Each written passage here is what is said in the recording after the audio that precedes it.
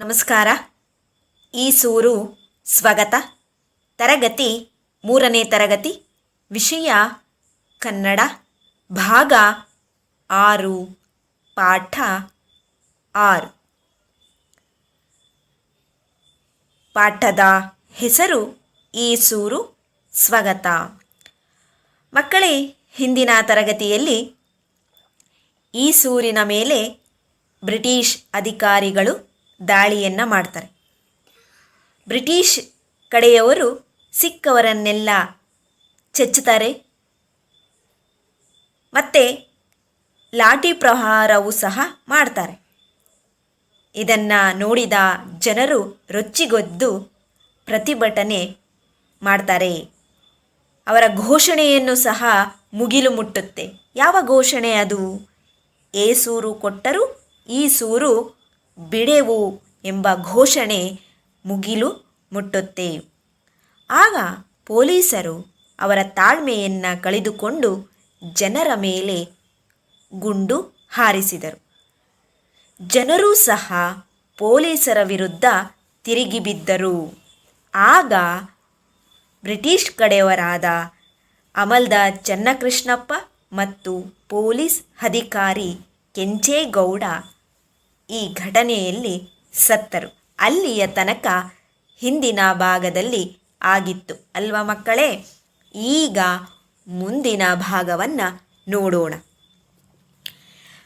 British ಸರ್ಕಾರಕ್ಕೆ ವಿಷಯ ಮುಟ್ಟಿತು.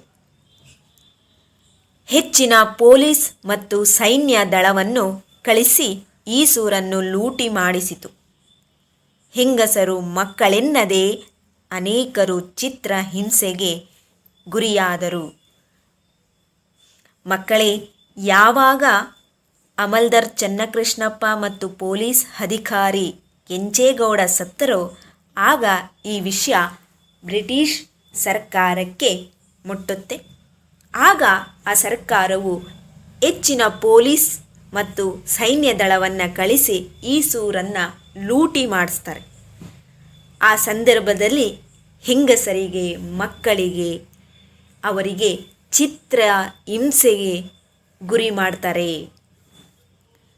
ಸರ್ಕಾರದ ವಿರುದ್ಧ ಬಂಡೆದ್ದವರೆಂದು ಹಲವರು ವಿರುದ್ಧ ಮೊಕದ್ದಮೆ ಹೂಡಲಾಯಿತು.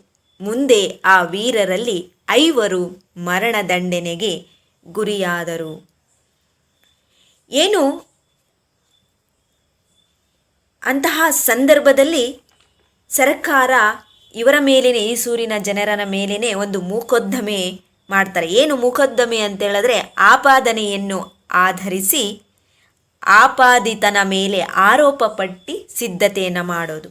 ಅಂದರೆ ನಮ್ಮ ಸರ್ಕಾರದ ಮೇಲೇ ಇವರು ವಿರುದ್ಧ ಬಂಡೆದ್ದಿ ಬಂದವರೇ ಅಂತ ಒಂದು ಮೊಕದ್ದಮೆ ಹೂಡಲಾಯಿತು. ಅಂಥವರಲ್ಲಿ ಮುಂದೆ 5 ಜನ ಮರಣದಂಡನೆಗೆ ಗುರಿಯಾಗ್ತಾರೆ. ಮರಣದಂಡನೆ ಅಂದರೆ ಮಕ್ಕಳೇ, ನೇಣಿಗೆ ಶರಣು ಮಾಡುವುದು ಎಂದರ್ಥ.